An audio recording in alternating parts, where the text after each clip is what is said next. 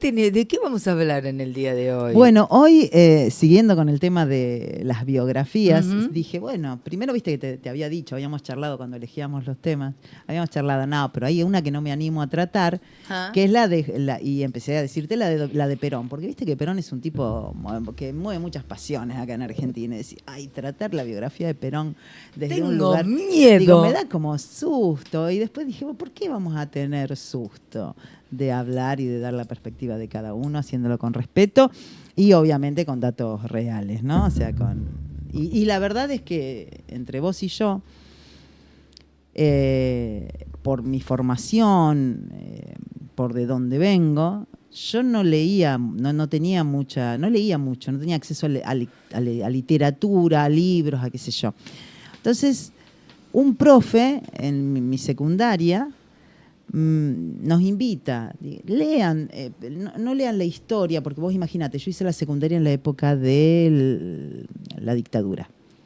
Entonces yo utilizaba un libro que se llamaba Ibáñez, en historia, y nos contaban la forma en que eran las batallas, y suponete el Peloponeso y la batalla de Jal no sé cuánto, que venía por una loma, y qué me importa a mí eso, beso enorme.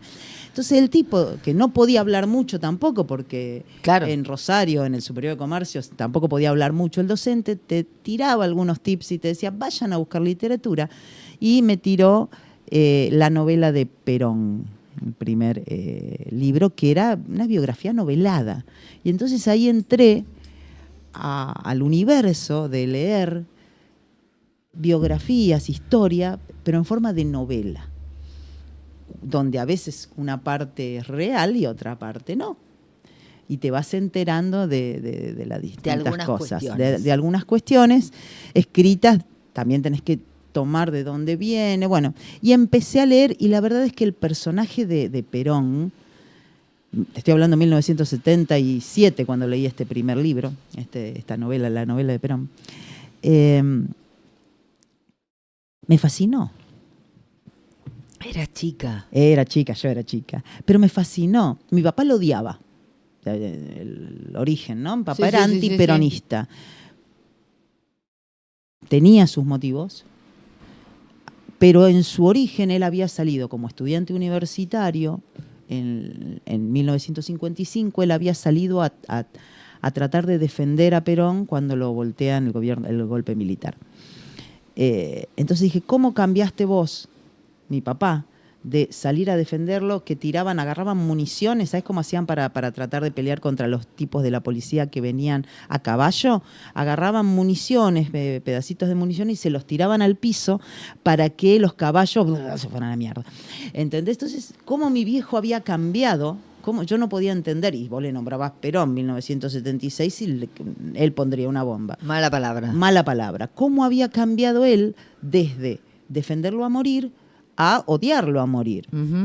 En particular, el caso de mi padre fue que él tenía, en 1973, 74, él tenía una pensión, una casa vieja que trabajaba como pensión, y salió la ley de congelamiento de alquileres.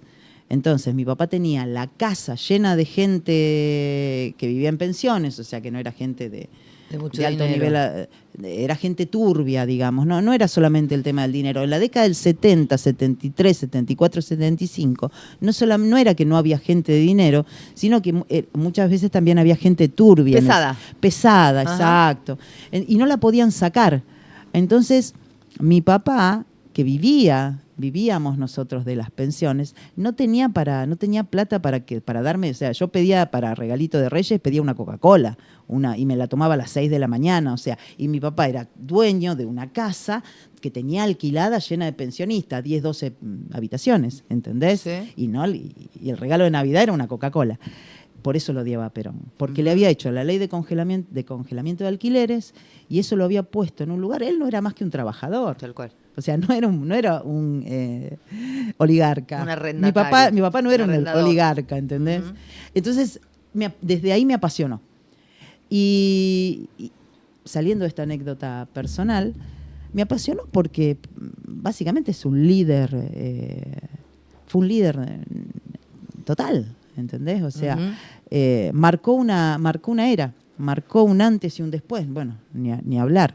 Me pasó lo mismo desde otro lugar con Evita, ¿no? Y me parece un tipo fascinante.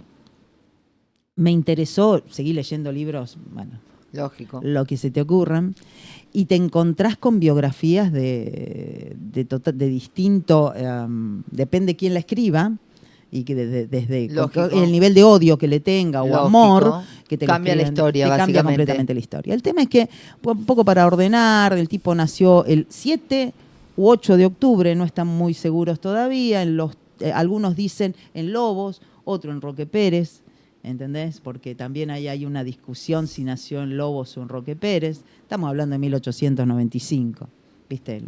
Difícil encontrar papelitos. Fue el segundo hijo natural. Hijo natural, qué antigüedad. Eso te iba a decir, explique qué es el hijo natural. Hijo natural, porque los padres de Perón no estaban casados cuando él nació. Ay, exacto. En el pecado vivían. Vivían en el pecado. Eso le generó un problema a él, pero totalmente, eso le generó un problema a él. Es más, bueno, él era hijo natural, después se casaron los padres. Una historia muy particular, porque terminaron viviendo en Lobos, arrancaron viviendo en un lugar muy, muy humilde en Roque Pérez, y después se fueron a vivir a Lobos un poquito mejor, y después se fueron a vivir al sur, porque el padre de Perón, tenía peones a su cargo, era dueño de un pequeño campito, digamos, y después se va a criar ovejas, porque estaban mal económicamente, se va a criar ovejas al sur, y terminan viviendo en Chubut un tiempo, o hasta los 11 años, qué sé yo. Imagínatelo viviendo y andando a caballo y, bueno, una vida de pueblo.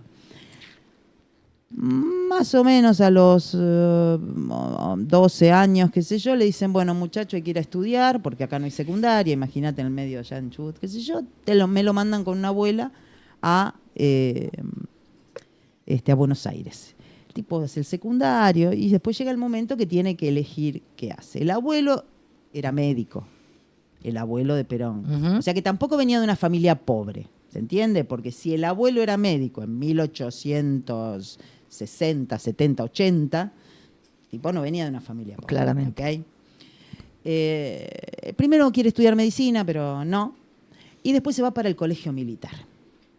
Prefiere ser militar. Y ahí es donde te digo que le empieza a generar ciertos problemas ser hijo natural. Porque los militares eran bastante... Estaba mal visto en esa época. Yo sé que es una estupidez, ahora no se entiende. Sí, pero en esa época sí. Y le dolía al tipo. Porque ya claramente era un tipo que quería sobresalir. Claramente era un tipo que de chiquito. Y bueno, pero era lógico. Lo tenés ya. A ver, un tipo como Perón quería sobresalir desde toda su vida. No fue casualidad. Y le costó ascender en ese colegio militar. Se casa, ¿no? En 1929, antes de la crisis del 30, con Potota. Mira, me lo anoté porque Aurelia Pisón, una maestra muy bonita, que lo ama, obviamente, como por eso se casan, ¿no? Aparte lo cuenta él después en biografías posteriores que leí, que dice que es su gran amor, porque esta chica cuando se casa con él era Juan de los Palotes, o sea, no tenía ningún brillo él, ¿no? O sea, más allá de tener un trabajo común, de militar, trabajaba para Farrell, ya se conocían del colegio. Mirá qué desgracia que tiene este hombre, Perón entre paréntesis, en un accidente en el colegio militar se lastima los testículos y no puede tener más hijos. Es Meryl, dijo. Sí.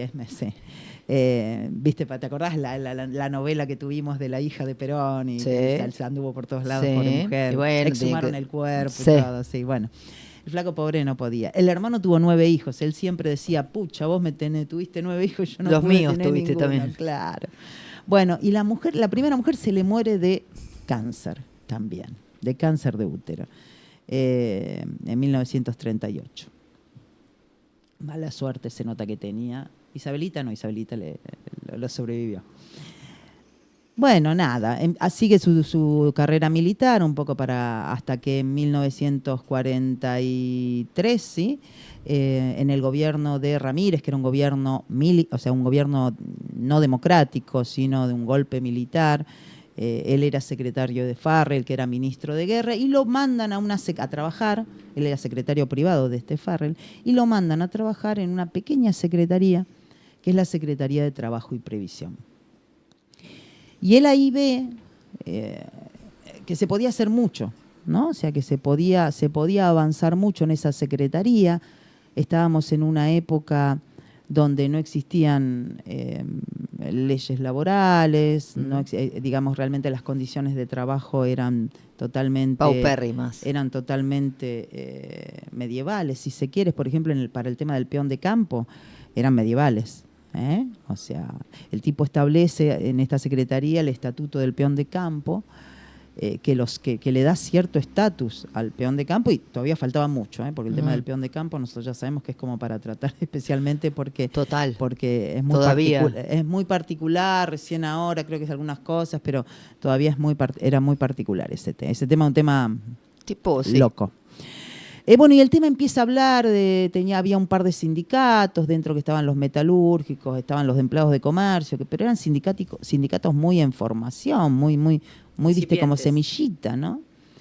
Y el tipo empieza a tener contacto con esta gente, con los sindicatos, y empieza a darles ánimos para que traten de ir formando sindicatos. Y bueno, el empleado de comercio había conseguido el concepto de la indemnización por despido.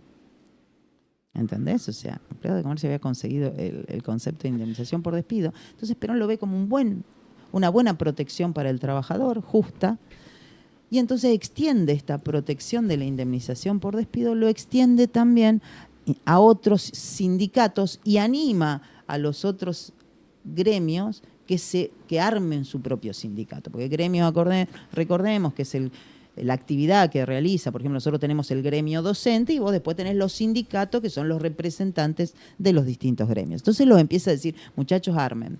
Y va armando y va reconociendo, y entonces dice, bueno, sí, este tiene indemnización por despido, este también lo puede tener. No lo sacaba como ley todavía, porque no tenían las herramientas tampoco, pero sí como sindicato se podían firmar en un convenio colectivo. Y entonces empieza a conseguir una serie de beneficios para el trabajador que hasta ese momento no tenía. O sea, yo creo que, y acá hago un punto, esto es fantástico. O sea, este origen, este inicio es fantástico. No se puede negar. O sea, viste, a veces cuando uno odia a una persona, o sea, yo después te voy a hablar de una muy mal de Perón, pero en este punto hay que reconocerlo. Desde un lugar muy chiquitito, como una Secretaría de Trabajo y Previsión, que era, es más, antes no se llamaba así, era más chiquitito cuando él arranca. El tipo fue haciendo, ¿entendés? Fue haciendo en un contexto que no daba para hacer. Entonces, cuando empiezan a ver que ya, ¿cómo que le van a dar la indemnización? ¿Cómo que le quieren armar sindicato? ¿Cómo que estos cabecitas negras? Porque convengamos que en 1943 la sociedad era muy, no sé si es pacata, discriminadora, buscale el término que quieras, pero es verdad que el tipo que era un trabajador, bueno, pero en ese momento, porque ahora los trabajadores somos todos trabajadores, vos, yo, ¿sí? Cualquiera. Antes no. Antes era peor, igual sigue, pero antes era muchísimo pero 1940, no, ni hablar. ¿viste? No ni me mirés. Ni hablar. ¿Qué me mirás? Ni me mirés. Entonces romper con esa estructura. Romper, ¿cómo que no te voy a mirar? Y no, pero vos sos un hijo natural, vos no podés venir a un colegio militar. Pero lo que pasa es que mis viejos, son mis viejos, pero vos no podés venir al colegio militar. Ojalá fueran esos términos. Bueno, sí. Por supuesto. Ni en esos términos. Fundamentalmente, ya estamos en el 45, ubicate en el 45, hay un montón de detalles, pero no me quiero ir en detalles. En 45, el 12 de octubre del 45, ya empieza a haber unas marchas, pero no de los sindicalistas. Marcha de los radicales, marcha de los conservadores, marcha de los dueños de las empresas y de los campos y del la sociedad de ese momento en contra de Perón. ¿Entendés? Meten casi 200.000 personas en una marcha antes en contra. Déjame de armar sindicato. ¿Qué querés hacer? ¿me entendés? Que me querés llenar de comunista, ponele, ¿me entendés? O sea, ¿qué pasa? Sí, en esos términos. En esos términos, la discusión era muy, muy violenta, muy no había nada de, viste que ahora nos cuidamos, de que no digamos negro, que no digamos blanco, que no digamos formal. No vamos a dejar de cuidar otra vez porque tenemos un presidente que no se cuida nada, olvídate. Nos dejaremos de... El mundo viene con... nos cuidamos demasiado. Entonces el mundo, viste lo de los banquinazos. No me quiero ir del tema, pero ¿viste los banquinazos, negra? Sí. Bien, ¿viste Leo que viene de Alemania y me habla de la cultura woke y qué sé yo? Bueno, estamos a los banquinazos. Y no solamente nosotros. Estamos en el mundo, en un contexto internacional. Es la naturaleza humana, en algún momento sale. Sí. Entonces, bueno, pero en esta época era muy fiero. Sí. Y entonces le dicen a Farrell, que era el jefe, digamos, de Perón, métemelo preso a este tipo que no haga más cagadas. Te lo pido. Por favor, te lo pido. Métemelo preso, no lo aguanto más. Lo meten preso. Lo mandan ahí preso, qué sé yo, Evita lo acompaña y ya estaban juntos, se habían conocido, ya sabemos que se habían conocido, y el que no sabe, se habían conocido, Evita lo quería conocer, se habían conocido por un terremoto que hubo en San Juan. Pero eso lo vamos a contar, si querés, cuando si vemos la de Evita, veremos la de Evita, claro. y la contaremos. Evita lo acompaña, donde estaba detenido, él pensaba que lo iban a matar, es más, él le ofrece casamiento ahí, le dice, nos vamos a casar, no me quieren mandar a Chubut. Así si me matan, haces un poquito de quilombo. El tipo como que, pero el tipo se quería quería que no lo, ahí, viste, que no lo maten. Y el tema es que se empieza, los sindicatos a los que él había entregado tantos beneficios y que los había armado, tenían cierto grado, hay un tal Cipriano Reyes, bueno, había gente que empieza a armar, no puede ser que lo metieron preso porque nos dio beneficios a nosotros. Nosotros le tenemos que tratar de que no se vaya del poder. Y ahí aparece el 17 de octubre, donde lo que sucede, por eso el Día de la Lealtad, ¿no? Donde sucede es que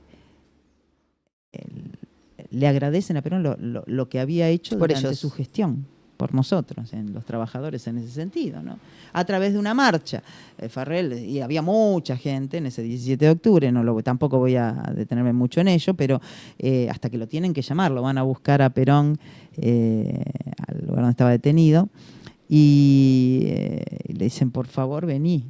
Ataja esto. Vení, atajame esto. Había un montón de gente ahí en el... Plaza de Mayo. En la Plaza de Mayo. Entonces, sácame la gente de acá. Y él, bueno, sale al balcón, no sabía qué decir, canta el himno, porque no sabía qué hacer. O sea, es una situación que lo sorprende. Ajá. ¿Viste esas situaciones que te sorprenden? ¿Sí? Porque él era un tipo, que hacía un laburo, que le gustaba, pero era un tipo. Bueno, canta el himno y bueno, tiene toda esa movilización con las masas que hasta el día de hoy sorprende, ¿no? Que tienen esos líderes especiales, carismáticos pero sin aparato, o sea, porque ahora hay muchos líderes carismáticos que tienen que el Twitter, que el esto, que la que... Eso era la nada misma. El líder carismático es justamente el que no necesita ningún periférico. Era la nada misma. Era como podía ser Alfonsín. Exacto. Tipos se paran de una multitud y a vos ¿Ya está? Se te frunce. ¿Entendés? Porque te recitaba el preámbulo y se te ponía yo me acuerdo que me recitaba el preámbulo y me ponía la piel de gallina. Los representantes, sí. Pero aparte... Lo gritaba. Bueno, y esto debió haber sido lo mismo. Yo obviamente, yo en esa época no, y las filmaciones no es lo mismo, filmar que ver, que qué sé yo, pero claramente el tipo tenía otra cosa. Entonces, se presenta a elecciones, apuro rápido ahí, ¿no? Pero se presenta a elecciones, tiene una contienda se había separado la sociedad en dos, ¿no? Por un lado Perón y el grupo sindical ya, y por otro lado todos los que no querían que sigan los avances del sindicalismo. Aparece Braden, que era el embajador norteamericano en Argentina, que hace una declaración como diciendo qué macana si gana Perón, una cosa así. Entonces Perón eso lo ve, ahí ya lo ve, el tipo había estado viviendo en Italia, admiraba a Mussolini, que era un gran líder, ahí ya empieza a estudiar. Dicen, un líder, ¿qué tiene que hacer? Inventar un enemigo O sea, los líderes carismáticos lo que hacen es o tienen un enemigo o lo inventan. ¿Tá? Entonces, en este caso lo inventa, porque Braden no había hecho más que decir, ojalá gane el otro, ¿viste? Y entonces ahí aparece el Braden o Perón, no sé si te acordás, Sí. en la campaña el tipo dice Braden o Perón, o sea, Perón representaba a Argentina y Braden representaba a Estados Unidos, a la oligarquía, a la antipatria, a todo lo que vos quieras. Y esto era la justicia social, la solidaridad, la independencia La económica, etc. Gana Juan ¿Cuándo? Domingo Perón. Eran 6 años en ese momento, tenía que estar hasta el 52, hace una muy buena, excelente presidencia. Da para hablar un programa de la claro. presidencia de Perón, pero voy a decir 3 puntos nada más. Todos esos beneficios que había conseguido a través de sindicatos, que yo te conté que le iba dando a los distintos sindicatos, lo transforma en leyes, lo lleva a una constitución, nos genera un andamiaje en la parte de lo económico, lo social y lo laboral, que es el que estamos basados hoy en ese. Es verdad que ya había una lucha socialista anterior, que ya venía pidiendo lo mismo, había en Latinoamérica, en América, había toda una corriente en ese sentido de conseguir derechos laborales, pero en Argentina es él el que los impone, y los impone desde más abajo, y cuando llega presidente mantiene eso, ¿ok? Y una cosa que quiero resaltar mucho de este primer peronismo es que él quería el trabajador, no las dádivas, ¿entendés? O sea, no regalaba, él quería trabajo y quería que la gente trabaje y que por ese trabajo que ejerciera se le pagara como corresponde. Fundamental. Y después, ¿qué pasa? Bueno, 1947 también, bueno, Evita, acá ya un poco de costadito, voto femenino, también era un movimiento que venía ya desde el exterior, pero no es poca cosa porque es quien lo impone y no fue fácil de imponer también. Es toda una historia lo de Perón, Evita, esto, pero creo que lo podemos tratar más si tratamos Evita. Sí, sí. Él se presenta luego, o sea, la primera presidencia, ya te digo, la ventaja que tenía es que Europa estaba devastada, entonces Europa, Estados Unidos estaban en muy buena posición, pero Europa no tenía comida. Entonces, ¿quién era el granero del mundo? Argentina. Entonces se produce el precio de los commodities, ¿qué pasa? Sube. Entonces todos los granos estaban carísimos. Cuando Perón llega al gobierno, el Banco Central estaba lleno de oro. O sea, no dólares, plazo fijo, no, oro. El tipo dice, no puedo caminar por los pasillos del Banco Central por los lingotes de oro. Y era verdad. Entonces él establece este primer gobierno peronista distribuyendo, cambiando la matriz productiva, tratando de aumentar el nivel de la industria. Lamentablemente va hacia la industria liviana y no hacia la industria pesada, como me hubiese gustado, y como hicieron, porque él implementa una serie de planes quinquenales que también se implementaron en Rusia y en China, esos planes quinquenales a 5 años, pero en esos países fueron hacia la industria pesada. Nosotros fuimos hacia la industria liviana, o sea, mientras los tipos hacían acero y trataban de tener petróleo, nosotros hacíamos ventiladores y heladeras, ¿entendés? O sea, era un tema difícil. La cantidad de obras públicas que hace es monstruosa, no tenía deuda, todo lo contrario, era acreedor, pero se la gasta.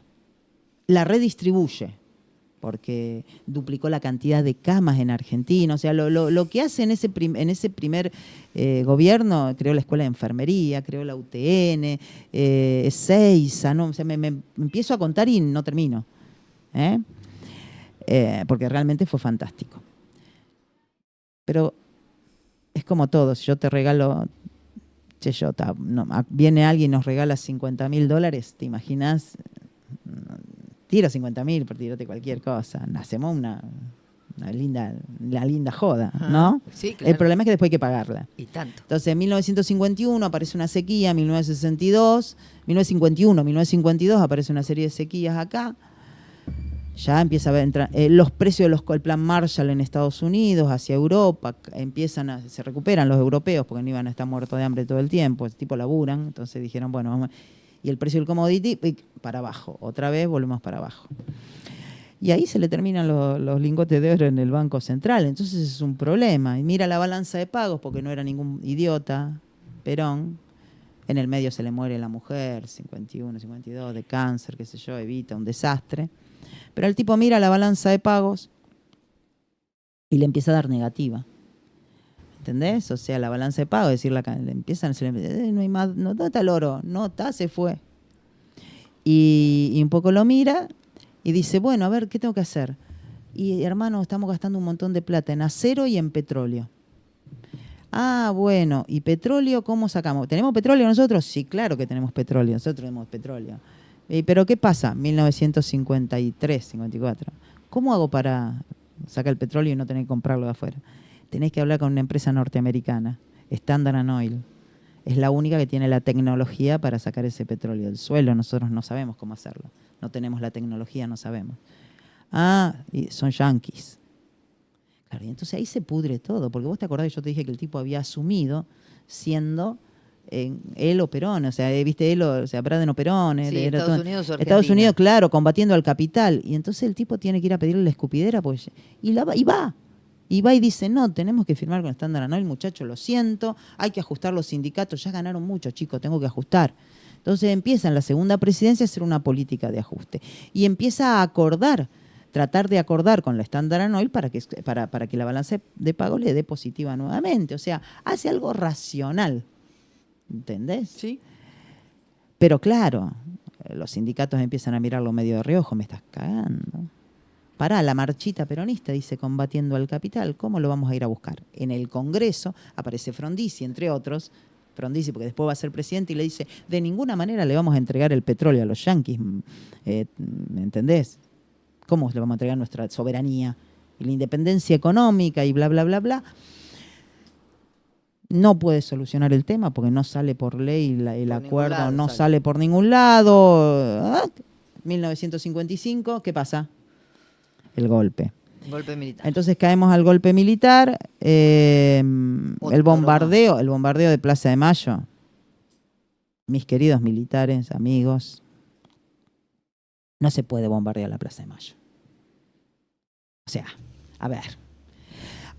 Y acá, para salir un poco, también eran los discursos que, digamos, ahí antes del bombardeo, los discursos peronistas, antiperonistas eran patéticos, ¿no? O sea, los peronistas decían de todo de los... Y Perón, ¿no? O sea, Perón en la plaza, en un momento, en un discurso, dice, alpargatas sí, libros no, porque las universidades estaban en contra de los peronistas, entonces alpargata representaba al pueblo, viste, los libros a la universidad. Al conocimiento, prohíbe la publicación de los diarios, le retasea el papel. A ver, hubo un adoctrinamiento, viste los libritos de ahí ya Evita. Se descarrila. Ahí realmente en el ahí se cuando le hacen el golpe descarrila. Antes. Él, o sea, es como que ya venía descarrilando, ¿entendés? O sea, la primera presidencia fue fantástica, empieza una serie de ajustes, estaba bien, pero después empieza a querer imponer lo que no podía desde lo económico, porque obviamente era muy difícil. Por la fuerza. Lo quería imponer por la fuerza. Manda a quemar una iglesia, queman el Jockey, o sea, era un tema. Primero estaba bien con la iglesia, después como saca la ley de divorcio, ¿viste? Y la iglesia se le tira en contra. Se produce un descontrol. Y cae Perón. Se va al exilio, ¿no? Anda por ahí, por allá. Puerta de Hierro, España. Antes, ¿no? Porque hace una detención en Panamá. Sí. En Panamá conoce a... ¿Te acordás? No me acuerdo quién es. María Estela Martínez. María Estela Martínez, conocida como después la trae, Isabelita. dejala en Panamá. No, porque se casó. Ya sé. Se recasó. Dejala en Panamá. Pero esa estuvo la mejor que estuvo, no sé, ni se dedicaba a la política. Bueno, la mejor que estuvo. Claro, bueno, sí, tenés razón, ya me olvidé. Sí. Bueno, era una señora que se dedicaba al baile, porque era bailarina. Era una señora muy aseñorada. Sí, que la conocen bailando, era una bailarina. Sí. Y se enamora, se la lleva a España, y sí, se va a España, a Puerta de Hierro, qué sé yo. Y desde España, a donde está exiliado hasta 1972, él no podía volver al país, estaba proscripto, proscripto quiere decir que no podía ser electo, y recibía a la gente, esa creo que fue el Perón más oscuro para mi gusto, ¿no? Él recibía a la gente ahí en España y recibía a los de izquierda y recibía a los de derecha. Entonces, los de derecha, suponete, eran la parte de los sindicatos y la izquierda era la parte de la juventud peronista. Entonces le decía al tema del sindicato, a los sindicalistas le decía, sí, yo voy a hacer lo que vos decís, y a la juventud peronista vamos a hacer la revolución. Llega el momento, por ejemplo, bueno, cuando arma los sindicatos, quería dar de baja a Bandor, le da de alta a Rucci, lo terminan asesinando a Bandor, después lo terminan asesinando a Rucci. Todo en esta época ya de un marco de violencia, donde realmente ahí ya se desvirtúa todo esto, él apoyando, tratando de socavar el poder de los gobiernos que estaban acá en Argentina. Le pasó con Ilia, le pasó con Ilia, le pasa después con el mismo Lanusse, o sea, está bien que había algunos que eran golpes militares, pero digamos, mandaba a tomar fábrica, Ilia se lo hace muy feo. Bueno, no importa. El tema es que llega y tiene que él quiere volver al poder, obviamente. Es el único presidente que fue electo 3 veces presidente en Argentina. Quiere llegar al poder, pero tenía que hacer una negociación con los militares. Y para eso le metía presión a través de los sindicatos y de la juventud peronista para que hagan revoltijo, cuestión de que lo dejen venir acá a Argentina antes de morirse, a ser presidente nuevamente. Él intenta volver, hay un intento fallido, y después en 1972 conoces la masacre de Seiza, conocida porque básicamente Perón desde el exilio lo que hacía era alentar a que él iba a estar, a los peronistas, la juventud peronista le decía que era de izquierda, y a los sindicalistas y a los de derecha le decía que era de derecha. Entonces se generan dos movimientos dentro del mismo movimiento peronista, que era la de derecha con la AAA, y López Rega, que era su secretario privado, el que ejercía el poder, un personaje muy, muy, muy siniestro, el brujo le decían, ¿no? Un personaje oscuro y siniestro que estuvo al lado de Juan Domingo Perón y de Isabelita, era la mano derecha de Isabelita. Y por otro lado, hijo de puta. Pero el tipo estaba re loco. Lo que pasa es que no se entiende cómo llegó al poder. O sí se entiende, pero no se entiende. Y por otro lado teníamos a la izquierda, digamos, que era los montoneros, a Valmedina y demás, los demás muchachos, ¿no?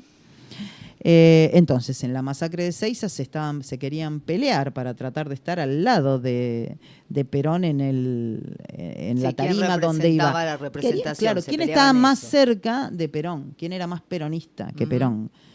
Y se peleaban por el palco. Entonces, en el primero lo habían organizado lo de la AAA. Cuando el montonero llega y quiere tomar el palco, hay los balazos empiezan. Y hay una masacre, muertos y qué sé yo. Y arruinan esa manifestación popular realmente de gente que quería ir a recibir al general, ¿no? Bueno, finalmente en el 73, bueno, tiene que meterse en otro aeropuerto, qué sé yo, vuelve en el 73 sabemos que gana el poder Cámpora, ¿no? Obviamente con el apoyo de Perón. La Cámpora viene por Cámpora, ¿no? De hecho sale de ahí un dicho histórico que es Cámpora el gobierno, Perón el poder. Claro, exactamente. ¿No? Como que la gente entendía que era la manera de Perón de estar en el gobierno. Exactamente. Y bueno, Cámpora asume, el tipo era de izquierda, tenía ideología de izquierda, hace algunas cosas que eran bastante reprochables. Sí, por ejemplo, en un momento, y aparte era mal gobernante. En un momento saca un decreto y dice que liberar a todos los presos políticos, y el tipo, en el decreto, meten presos en lugar de presos políticos, ¿entendés? Entonces manda la orden a la noche y Y Nosotros tenemos un caso acá del resultado de la decisión de Cámpora, que fue que lo mataron a Miguel Gil. Bueno, o sea... Y habrá tantos, ¿no? Nosotros sí, acá en el pueblo. Lo de Gil es caso aparte. Bueno, Cámpora mete un gobierno de izquierda, Perón le dice, pará que no es por ahí, no somos comunistas, paralo, somos peronistas, no somos comunistas, ¿entendés? No te confundas. Entonces le dice, llama a elecciones. Cámpora acepta definitivamente, porque era un tipo leal, por eso la Cámpora, ¿no? O sea, la Cámpora, movimiento de izquierda, de absoluta lealtad hacia el que esté liderando en ese momento. Esa es la idea. Se llama elecciones, Perón gana con el 62% de los votos, una animalada. 55. Pero lo más interesante para mí es quién elige de vicepresidente. Perón estaba muy enfermo. Su médico le había dicho, por favor no vayas porque te vas a morir. Bueno, voy igual, quiero ir. ¿Y a quién pone de vicepresidente? Eso era muy importante porque, ¿qué pasa? El tipo tenía... Depende a quién pusiera de vicepresidente, era si iba para la izquierda o para la derecha. Lógico. Y el tipo los quería tener a los dos. Entonces dice, bueno, la mejor fórmula es Perón, donde él era el presidente y esta chica, que era una bailarina, es vicepresidenta, ¿ok? Y es electa vicepresidenta, por voluntad de Perón. Nadie lo forzó, o sea, realmente él eligió, sabiendo que se podía morir, él eligió dejar a una persona que no sabía nada. No tenía idea, flaca. En un momento súper violento. ¿No? O sea, es el mismo Perón. Es el mismo Perón. Sí. No dijo si yo no estoy que el país quede en manos de alguien. ¿Está? Sí. Es el mismo. Es el mismo. Bueno, sabemos lo que hace el poder en las cabezas de las personas. ¿Viste? Es el mismo. Arrancó re bien. Y terminó así. Último detalle de Perón, de acto político, digamos. El tipo tiene que decidirse en algún momento, gobernando, voy para la izquierda, voy para la derecha, no puede. Entonces, los de la AAA conocemos el discurso, el de cuando echa los... Imberbes, cuando echa a la juventud peronista. Que significa, digamos, sin barba. Sin barba, ¿no? Jovencitos. Sí, jovencitos, que no te sale pelito inútiles. Todavía. Váyanse de la plaza y se queda con la derecha. O sea, Perón se queda gobernando con la derecha. ¿Por qué es lo que era? Porque no dejaba de ser un militar. Eso te iba a decir. Lo que después le imputan que Montoneros haya hecho las barbaridades que hicieran en ese momento. Bueno, parte de la historia se lo imputa a ese momento. Totalmente, ahí tenés. Y bueno, nada, toma esa decisión y asume y muere el 1 de julio del 74, dejando el gobierno en manos de Isabelita, que no tenía idea. Y del brujo. Y justamente entonces el que asume el poder fue López Rega. Y comanda la AAA. Y comanda la AAA. Aunque, detalle no menor, en un momento el que también toma, le dicen que agarre Luder. ¿Te acordás de Luder, Ítalo Luder? Que era, bueno, que estaba ahí en el Congreso. Agarra vos, flaco. Hace algo. Estuvo un tiempito de presidente y quisieron tratar de armar, porque se veía venir, era un descontrol. Yo me acuerdo, ahí sí yo me acuerdo, era un descontrol. Bueno, nada, y después pasa lo que pasa. Pasa lo que pasa, que ya sabemos qué pasa.